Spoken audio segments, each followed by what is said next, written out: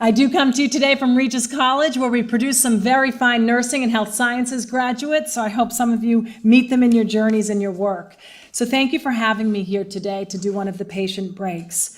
When I was diagnosed with breast cancer at the age of 36, the fear and despair was overwhelming.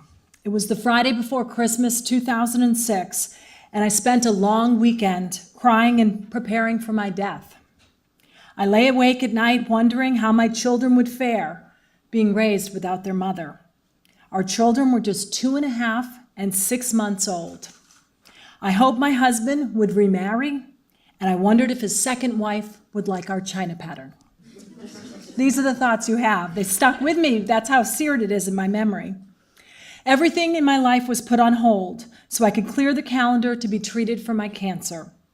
It was aggressive. Most young breast cancers tend to be aggressive. I endured a mastectomy, 12 weeks of intensive chemotherapy, and daily radiation. By the end of 2007, I was exhausted and emotionally spent. I could no longer read the obituaries in the newspaper because 40,000 people a year die of breast cancer. As I read the obituaries of these amazing people, most of them women, I found myself going back to myself, which is not what I should have done. I felt for their families and I felt for the loss the world would have, that their gifts would no longer be shared. But I also became obsessed, wondering what type of breast cancer did they have and why wasn't their treatment effective? When I was diagnosed, my doctor said she had mixed feelings about my cancer being HER2 positive. On the negative side, that's a really aggressive type of cancer. On the positive side, Herceptin, then still a newish targeted therapy, was showing amazing results. I spent a year receiving Herceptin, an infusion with no immediate side effects that affected my quality of life. I didn't quite realize at first how lucky I was to receive Herceptin. I was very public with my breast cancer treatment in a series I did as a reporter at Channel 5. It invited a conversation with the public, including many people who had suffered losses as a result of breast cancer. More than once, I met patients' families, the spouses, the sisters, the aunts, the mothers, of people diagnosed with HER2-positive breast cancer prior to Herceptin. Those were particularly painful conversations. Timing, when it comes to cancer, is everything. Will the treatment you need be ready when you need it the most?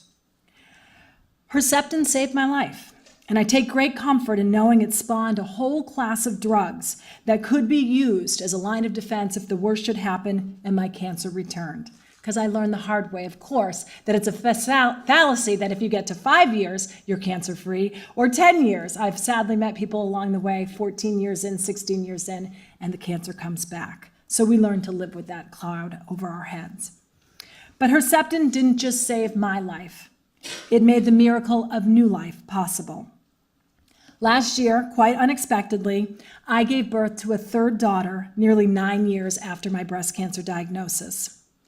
Getting pregnant at age 44 was the second biggest shocker of our lives and one of the greatest blessings.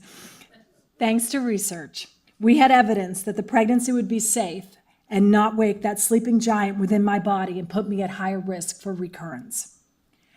So I know that it's research, collaboration, and a lot of hard work that not only made it possible for me to be here with you today, but for me to go home tonight to a sweet, healthy, 1-year-old angel named Scarlett. So there is life after cancer, and in my case, a very full and very happy one. My diagnosis turned out was not a death sentence after all. My life is fuller, and my life is happier 10 years later. And my husband has stuck with me, and he's stuck with me. And no second wife has gotten her hands on my china.